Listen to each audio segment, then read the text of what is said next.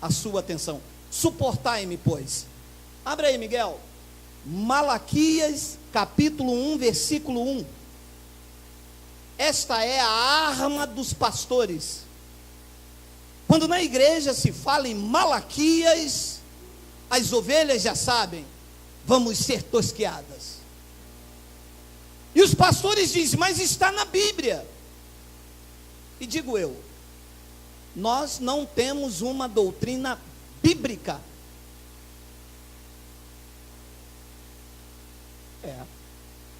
A nossa doutrina não é bíblica. Se fosse bíblica, Malaquias serviria para mim, Levítico serviria para mim, porque Levítico é bíblico. Malaquias não é bíblico, mas não serve para mim. Então a nossa doutrina está nas epístolas de Paulo, de Romanos a Hebreus, que são a revelação da graça de Deus para a igreja gentílica que vive o novo pacto.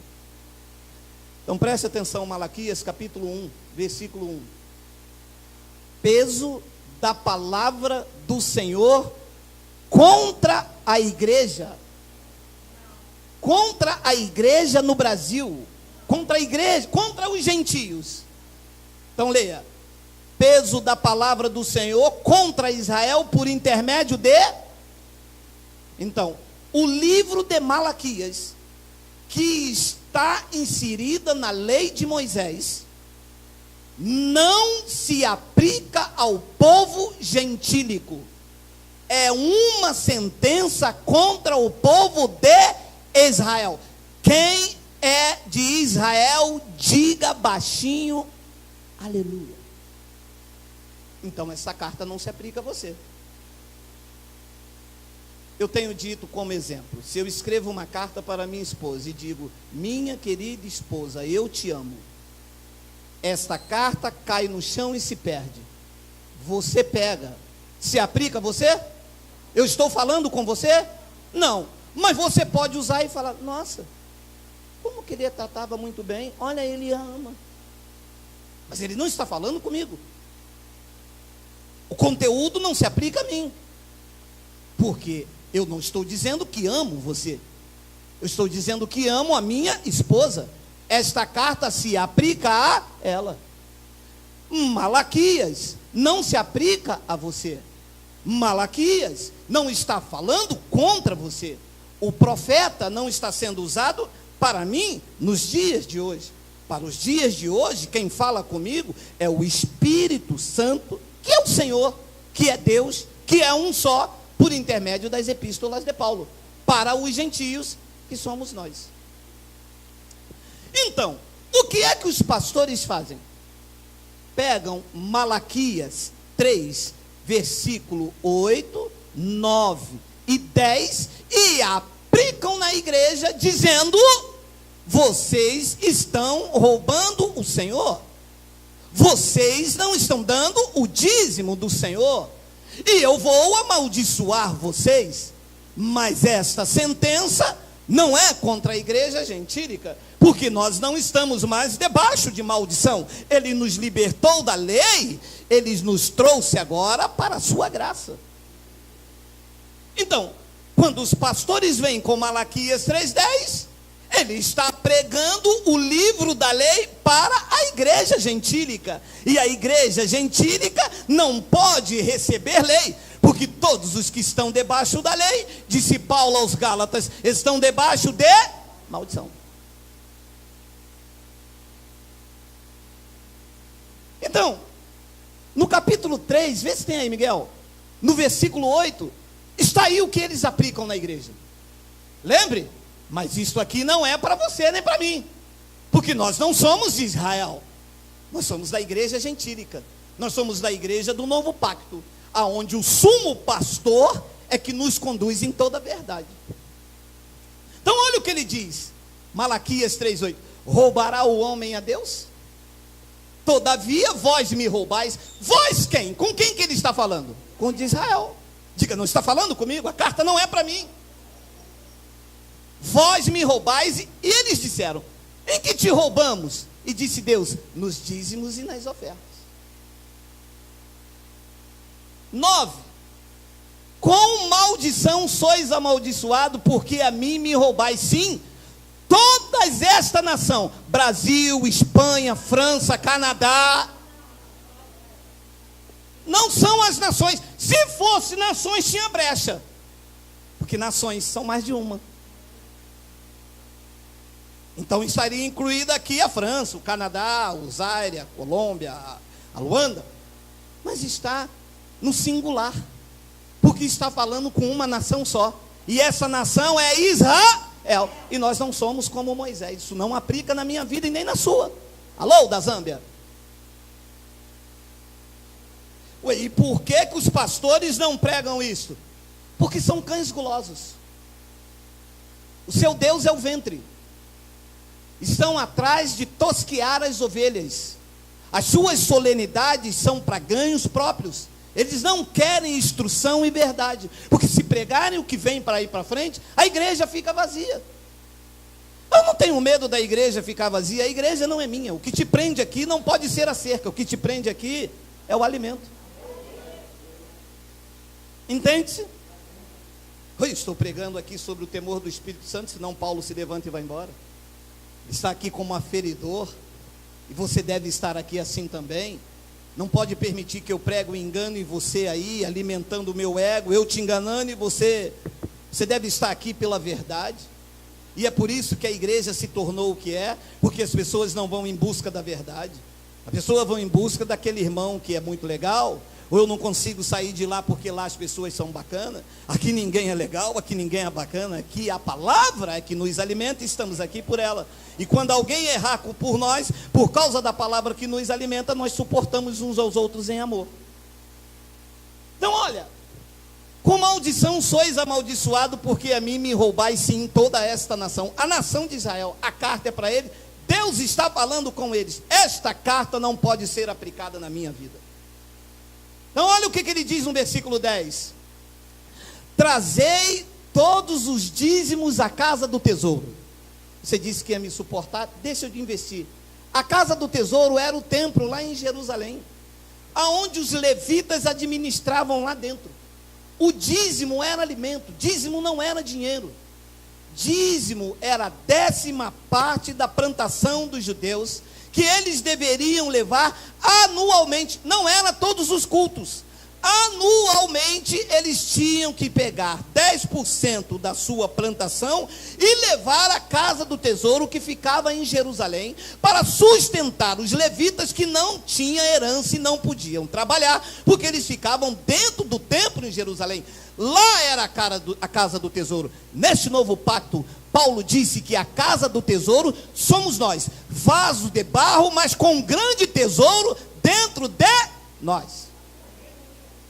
Por que Paulo disse isso? Porque quando muda o sacerdócio, tem que mudar a lei.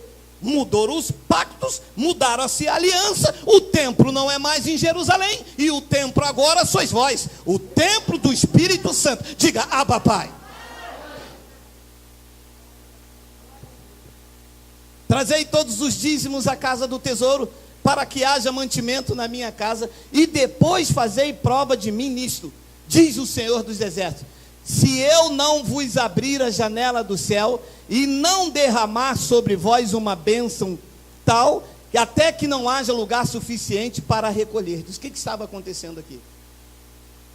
Como eles estavam em desobediência, não levando para os sacerdotes, e os sacerdotes em consequência em desobediência a Deus, Deus cerrou a janela dos céus. Era um pacto de dente por dente, olho por olho. Deus agia segundo as obras dos homens. Hoje é em graça, Deus não age segundo as minhas obras, Deus age segundo a sua graça e a sua misericórdia, porque o favor agora é imerecido. Então Deus cerrou a janela dos céus. Como não chovia, eles não plantavam e não colhiam. De uma outra feita, continuou-se a desobediência. O que ficou? Deus enviou um gafanhoto chamado devorador. O que os pastores fizeram? O que eles, lindo de morrer, pior que os políticos aí, transformaram o devorador no diabo. É porque o diabo vai na tua casa. Meu amado, Você acha que eu vou sair um domingo para vir num lugar, ouvir falar da palavra, e o cara dizer que o diabo vai na minha casa? Já não basta os diabos lá em Brasília, meu amado. Ainda vai entrar um outro para comer o que é meu. Meu amado, para comer o que é meu já basta a minha fome. Mas são ameaças, porque quando eles não pegam na ameaça, ele pega no medo. E as pessoas saem com medo. Ai meu Deus, está vendo o que aconteceu? Está vendo, foi por isso que você não deu o dízimo. Menina, eu sou dizimista fiel da casa de papai. Dízimos eram alimentos, e que o povo tinha que dar anualmente. Pastor, mas por que o senhor prega isso? Porque essa é a verdade. E por que os pastores não pregam isso? Porque eles querem enriquecer. É melhor ser pastor do que ser mecânico. O cara abre uma igreja, chama o povo, ameaça, manda você dar 10% do teu salário. Se acontecer alguma coisa, é porque o pastor é cheio de unção. Se não acontecer nada, você teve fé. Não teve fé. Fácil. Manda abrir a Bíblia e pregar o Evangelho. Nós vamos dar até... Eu, meu amado, eu dou até... Eu dou minha vida, dou meu carro, dou tudo. Mas se pregar a verdade. Se eu for apacentado com a verdade, eu dou tudo por gratidão. Porque nada melhor do que você andar na verdade. Pastor, mas se isto aqui é no Novo Testamento, me perguntam os teólogos, então o que Jesus mandou dar no Novo Testamento lá em Mateus 23, hein? Vamos ler? Vamos? Mateus 23, 23? Coloca aí. Vai. Jesus falando com escribas e com fariseus. Preste atenção, você que tem mente iluminada. Jesus está falando com a igreja e com os irmãos. Quem eram os escribas e os fariseus? Os que viviam em Israel, os que viviam sobre a lei e os que seguiam a lei de Moisés. Então, eles tinham que dar dízimos. Então Jesus disse: ai de vós, escribas e fariseus hipócritas, porque dizimais notas de R$50, nota de 100, anel de ouro, de brilhante e de diamante. Qual era o dízimo que os escribas e fariseus davam? Diga lá, olha lá: hortelã, endro e cominho, porque isto era o dízimo. Você vê as ovelhas levando. Quem que é isso aí? Saco de milho. Para quem? Vou levar meu dízimo para a igreja. Você vê? Que dízimo não era dinheiro. Dízimo era alimento. Então ele diz: vocês dizimam a hortelã, o endro e o cominho, e desprezais o mais importante da lei. Ah, dízimo era da lei. Ah, e vocês estão desprezando o mais importante da lei: o juízo, a misericórdia, a fé. Deveis, porém, fazer estas coisas, dar o dízimo do endro, e não omitir aquela. Ah, está vendo? Jesus mandou no Novo Testamento os fariseus dar o dízimo. Olha, eu vou te poupar, mas deixe de explicar. Mateus não é Novo Testamento. Ah, não, espera aí.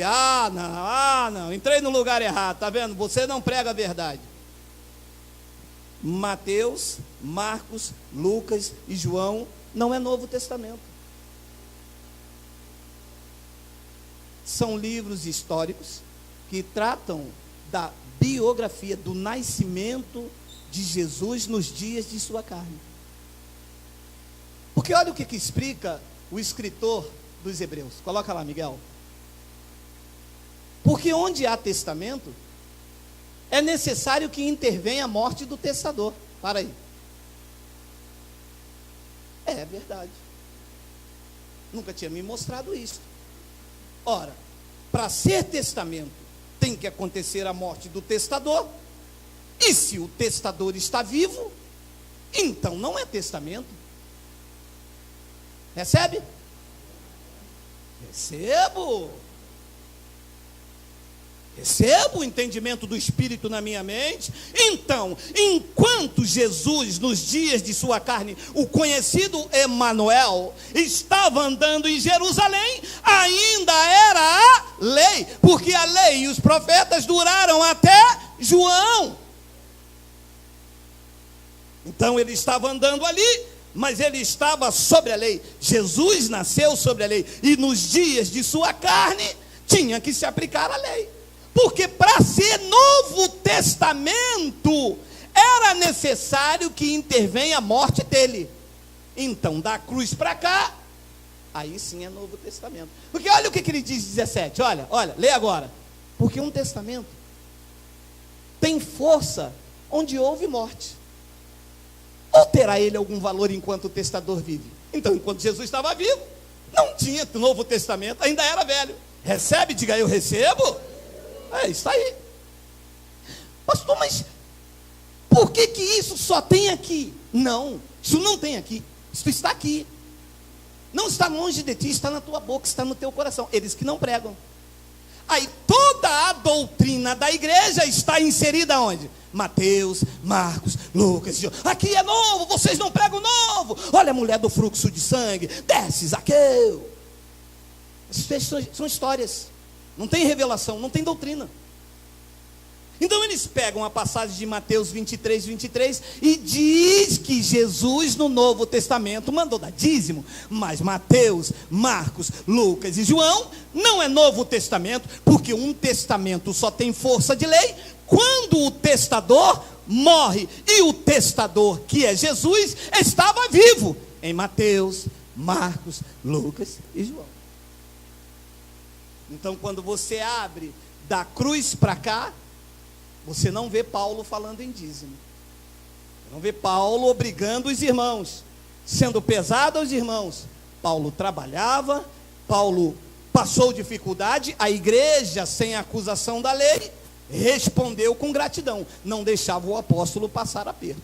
Ele disse: eu recebi tudo, estou cheio, desde que Epafrodito me trouxe das vossas mãos, como um sacrifício suave e agradável a Deus, mas sem imposição. Você entra na igreja 2 horas pedindo dinheiro, você entra na igreja, a ovelha sai tosquiada, de ameaça, e a ovelha entra dentro de casa, vê a panela cair, aí ela lembra que o pastor disse: ó, o devorador na tua casa, uma panela que caiu. E é assim que as ovelhas estão fora do pasto. As ovelhas estão no mundo aí porque entraram dentro. Eu consigo ver às vezes com meus olhos espirituais, às vezes elas entram aqui, eu vejo, caramba, olha, mas o cara chega, passou a máquina, nem porque às vezes eles passam a máquina tem uns que tosqueiam, mas chega, passa a máquina, e a pessoa entra quebrada, com vontade de subir. As pessoas querem ouvir tudo, menos de Deus, que elas foram tão tosqueadas, tão feridas, só prestaram enquanto tiveram, só prestaram enquanto podia dar, que na hora em que elas mais precisaram, é o vale quanto pesa. Então Deus tirou tudo isso. Então olha, eles usam uma passagem, e eu fico, me suporte, porque isso meu espírito se revolta, quando a pessoa deveria ensinar a igreja, elas usam expressões para tomar o dinheiro.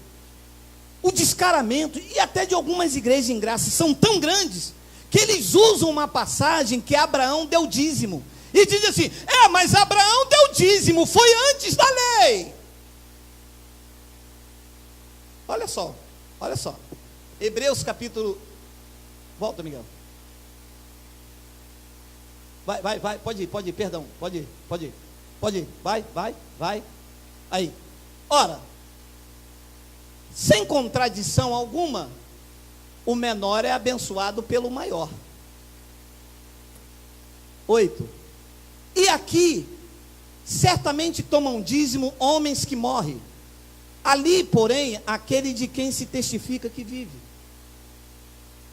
Preste atenção na revelação. O apóstolo Paulo está escrevendo aos hebreus. Quem são os hebreus?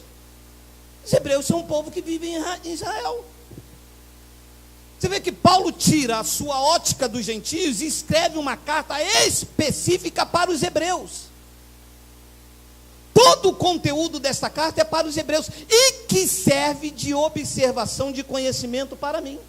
Quando Paulo escreveu esta carta, ele escreveu no ano 65, E o templo em Jerusalém só foi derrubado nos anos 70, de acordo com a profecia de Daniel. Então, neste tempo aqui ainda, aos hebreus, o templo levítico estava de pé. As pessoas aqui em Hebreus, olha, carta aos Hebreus, neste tempo aqui, no ano de 65, o templo estava de pé e as pessoas levavam sacrifício, levavam os seus dízimos ainda, porque o ano 70 da profecia não tinha chegado e o templo não foi destruído. Então Paulo está dizendo, aqui certamente, aqui não é aqui em Caxias, aqui não é aqui no Brasil, aqui é lá na cidade dos hebreus, no ano 65. Então eles usam isso aqui e dizem, não, aqui certamente tomam dízimo os homens que morrem, mas ali, porém, aquele que se testifica que, de quem vive, está apontando para Melquisedeque, quando Abraão deu dízimo a Melquisedeque. Então olha o que ele diz no versículo 9, e por assim dizer, por meio de Abraão, até Levi, que recebe dízimos, pagou. Agora preste atenção, você que conhece a graça. Abraão estava representando os gentios, ou Abraão estava ali representando o sacerdócio levítico? Então Abraão não foi exemplo para que os gentios dê dízimo.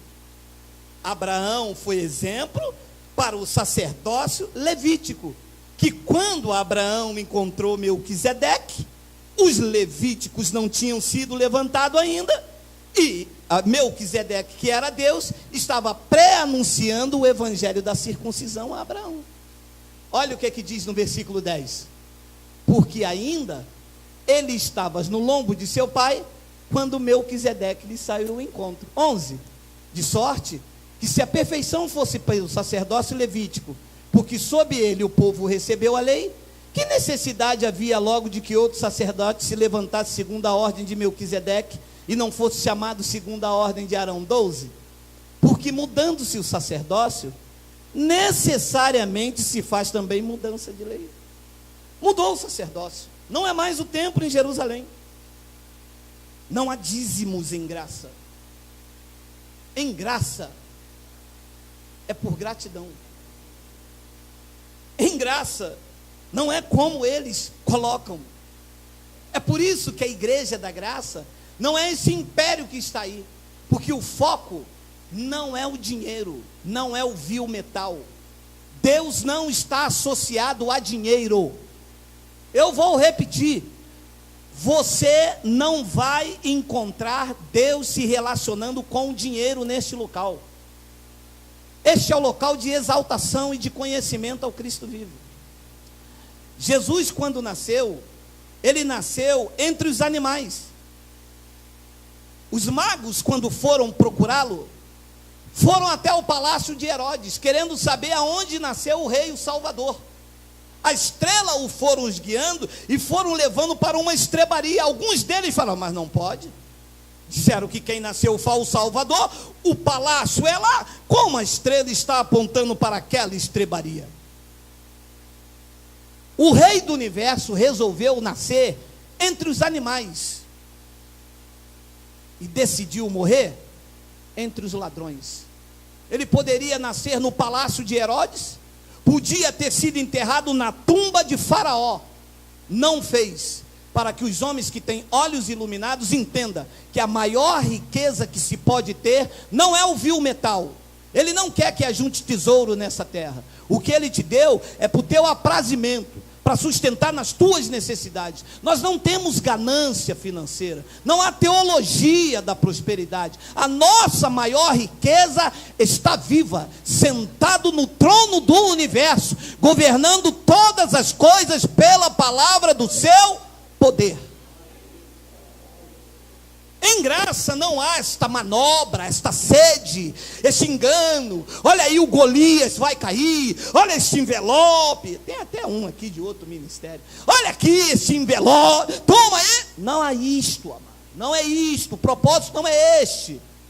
O propósito é levar o conhecimento e libertar as vidas cativas, amarradas, ajudar os necessitados, os aflitos. Esse é o propósito da igreja em graça, somar na vida do outro. É isto que o apóstolo Paulo deixou como ensinamento. Olha lá, 2 de Coríntios 9, pode passar por causa do horário, senão eles não me suportam. Olha lá.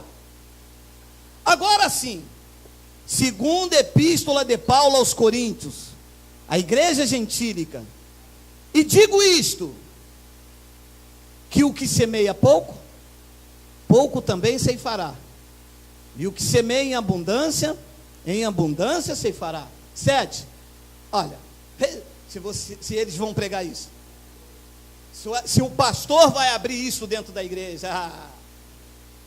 Se o pastor quer abrir a igreja para ele não trabalhar mais e depois vir aqui quando alguém perguntar, e aí, o pastor faz o quê? Eu vivo da obra.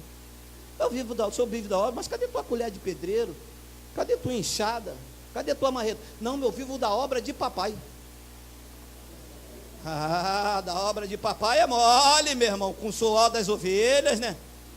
As ovelhas não podem comprar um remédio, porque se comprar o remédio está roubando de Deus. A mulher bateu aqui, pastor, eu queria tanto comprar um gás, mas o único dinheiro que eu tinha, eu tive que dar o meu dízimo. Eu falei, minha irmã, a senhora volta lá. Não, mas que se eu for lá, então vamos nós dois. Não, eu falei, então deixa, minha irmã. Jaque, oi, manda o dinheiro para a senhora comprar o gás. Minha irmã, venha na nossa reunião, venha ouvir a verdade. Não deixe de comprar o gás para sustentar esses lobos vorazes, meu irmão. Deixar de comprar um remédio para sustentar pastor de carro zero. Pastor com os filhos estudando nas melhores escolas e o povo gemendo dentro da igreja. Vai ver aonde eles estão para pregar um evangelho mentiroso, porque se fosse para pregar a verdade até daria, né? Mas para pregar um evangelho de mentira, 2 horas na quarta, 2 horas no domingo, 2 horas de noite, a ovelha dá ainda é ameaçada. Olha, se eu pegar você numa igreja dessa, olha, eu estou avisando você, eu vou dar em você, hein? Porque não é possível. Olha lá. Cada um contribua segundo propôs no seu coração. Olha a diferença. Amado, vocês sabem, eu só tenho a 4ª série. Mas veja bem, contribuir é uma obrigação? Não.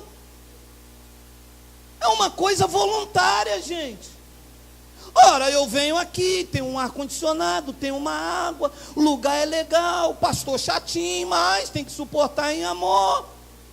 Eu estou vendo que eu estou sendo instruído, isto me faz bem, não há ameaças, eu aprendo, os irmãos me acolhem.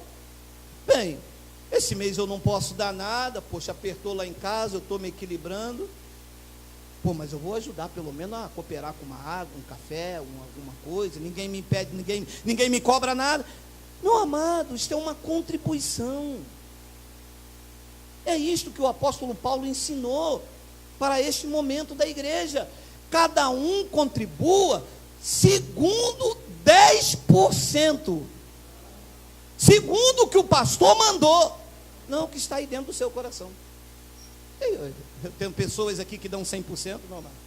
Você não tem noção de pessoas aqui que ganham 2.000 e dão 2.500, vão lá, não pastor, porque não pode parar, não pode deixar, precisa ajudar, porque isso é um espírito de gratidão, porque isto vale muito mais do que qualquer Bíblia em riste, porque é tocado pelo Espírito Santo. Se a tua semente não for tocada pelo Espírito Santo, ela não germina. Ela germina quando é o Espírito Santo a tocar. No antigo pacto, o homem tinha que tocar em Jesus, a mulher do fluxo do sangue tinha que tocar em Jesus. Isso é no antigo pacto. No novo pacto, é o Espírito de Cristo que toca em nós. Nós somos tocados, nós somos sensibilizados a ajudar, a fazer, a contribuir. Isso é o Espírito que permeia a igreja em graça. Ele diz, cada um contribua segundo propôs no seu coração. Lá, não com tristeza. Me desculpa, você vai me suportar mais 5 minutos, 10 horas. Olha, meu irmão, eu posso lhe garantir, todos os dizimistas da tal igreja dão dízimo com tristeza.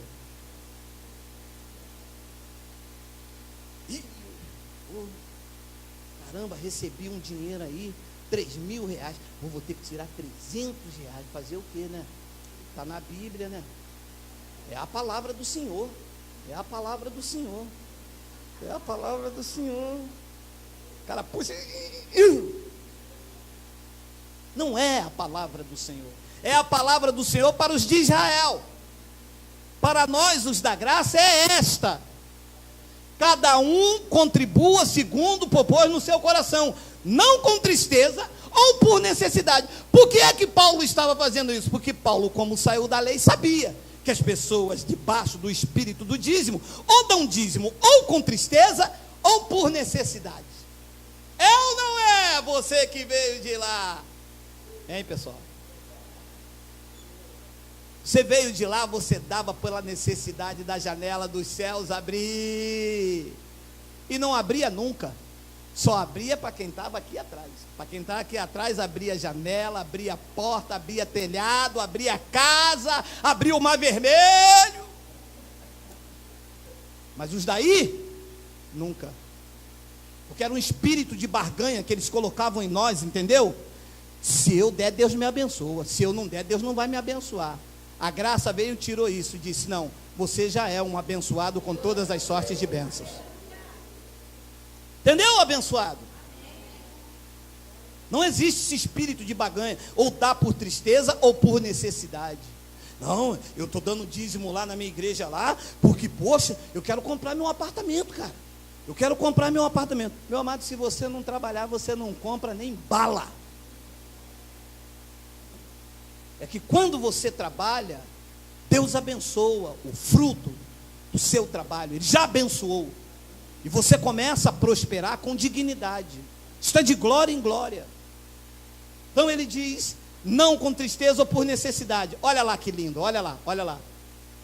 Não, volta, é a verdade. Não corre não. Porque Deus ama ao que dá com. E a gente não dava com alegria. Eu nunca dei com alegria. Minha mulher uma vez reclamou. Caramba, me lembro até hoje. R$480 há 10 anos atrás. Meu irmão, era como quase 5 mil. Nós tínhamos que pagar uma conta, aquele dinheiro ainda ia faltar. Eu fervoroso, né, meu irmão? Camisa até aqui, eu não podia usar de bermuda, e aquela coisa toda, varão de Deus. Peguei o dinheiro, aquele tremendo na mão, eu disse: mulher, vamos acreditar, Deus vai fazer. Deus nunca fez, meu irmão. Porque Deus não quer esse espírito de barganha com Ele. Deus não negocia a sua glória. Deus não quer esse negócio de Deus só vai me dar se eu der, não. Tudo é dele. Meu amado, o ar que você respira, a sua vida, a sua casa, o seu carro, tudo é dele. 100% é dele, meu amado. Deus não precisa do teu dinheiro, meu amado. Deus é rico. Quem precisa do dinheiro somos nós. Você vê que se Deus vai ficar feliz você pegando metade do teu pagamento, dando para Ele. Você acredita nisso? Se Deus precisa do teu dinheiro, quem precisa do teu dinheiro é alguém que entrou aqui, que ainda não fez uma alimentação. Quem precisa do teu dinheiro é alguém que está aqui, que precisa de comprar um remédio. E como isto aqui é um lugar cristão de Deus, um semeia, outro doa, outro faz, e no final tem que ter alguém sensibilizado por Deus a contribuir. Porque este é o chamado. Olha lá o que diz o 8, olha o 8. E Deus é poderoso para fazer em vós abundar toda a graça, a fim de que, tendo sempre em tudo, em toda suficiência, abundeis em toda obra. Olha, 9. Conforme está escrito: espalhou e deu aos pobres, a sua justiça permanece para. As ovelhas dão, o pastor pega, bota no bolso. A ovelha precisa de um remédio, o pastor diz: a irmã tem pouca fé, precisa orar. O Evangelho da Graça diz: não, senhor. Semearam, você aqui espalha e dê aos pobres, e a justiça de Deus na sua vida permanecerá para sempre. Eu não ando com medo do Temer. Eu não ando com medo de JBS ou da BRF de carne estragada. Há uma justiça de Deus sobre a minha vida. Deus vai me conduzindo em triunfo. uma boa carne ali em promoção, procura o dinheiro, não tem. Caramba, a carne estava estragada. Deus dá livramento sem você saber, Meu amado, quando você é conduzido em triunfo, todas as coisas cooperam para o teu bem. Nós acreditamos nisto. Nós não estamos aqui com intuito gananciosos, visando o teu bolso. Nós estamos aqui te ensinando para que você saia desse espírito de meretrício, de vendilhagem, dessa barganha que se tornou a igreja evangélica. Ué, mas como que o senhor faz então para pagar a conta de luz? Vem, cara, 2 ar-condicionado, eu vou aumentar agora esse mês a potência desse ar, nós vamos pintar, reformar, nós vamos fazer várias coisas, comprar equipamento. Como é que o senhor faz tudo isso? Pelo Espírito. Se vir 100, eu espalho os 100. A justiça de Deus permanece. Ele faz, eu não sei como, às vezes eu tenho mês que eu não sei como é. Mas nesses 6 anos, nunca faltou absolutamente nada. Nem na minha vida, nem na vida das pessoas que se propuseram a abraçar o Evangelho da graça de Deus. Não há ameaça, não há dedo em riste, não há nome, porque nas igrejas bota assim, quem não deu dízimo, bota o nome, e você não toca mais. Não há nada disso, amado. É por gratidão a Deus, é com alegria. Ele disse, tu espalhou, tu deu aos pobres, olha, se está escrito, eu creio. Você crê? Você crê? Diga, Abba Pai. Se está escrito, eu creio. Ele disse, espalhou, deu aos pobres, a sua justiça permanece para sempre. As pessoas estão desesperadas. Eu não estou. Ele me predestinou. Todos os dias da minha vida foram escritos e determinados quando nenhum deles havia ainda. O dia que eu estou vivendo hoje, já foram escritos e determinados. Deus sabia que eu iria viver em tempos difíceis, de emprego, de escassez e de roubalheira. Deus sabia, me colocou aqui, Ele tem um controle absoluto. E qual é a minha participação nisso? Ser obediente. Sou um semeador, não há imposição, ninguém manda em mim, não há nomes aqui escritos para quanto eu tenho a dar. Eu vou semear. Está aqui a minha semente, eu vou semear. O que eu achei que eu posso. É pouco aos olhos de alguns? Pode ser. Aos olhos dos outros pode ser muito? Pode ser também. Aos meus olhos é o que eu posso fazer. E é a forma que Deus recebe. Porque eu estou fazendo com alegria. Não estou dando por necessidade, em Deus me dá algo. Deixa eu te dizer, me desculpe. Você não entrou aqui, você não veio atrás de bênção. Porque você já é um abençoado. Você não veio atrás de prosperidade, porque você já é próspero. Você não veio atrás de milagre, porque o milagre te acompanhou. Você não veio atrás de cura, porque tu já és curado. Você veio para agradecer. Você veio reconhecendo que sem Deus nós não podemos nada. Vamos dar um lindo aplauso, vamos semear em nome de Jesus. Obrigado os irmãos aí. O lugar é Huambo, Angola. Um abraço da igreja em Caxias. Vamos semear.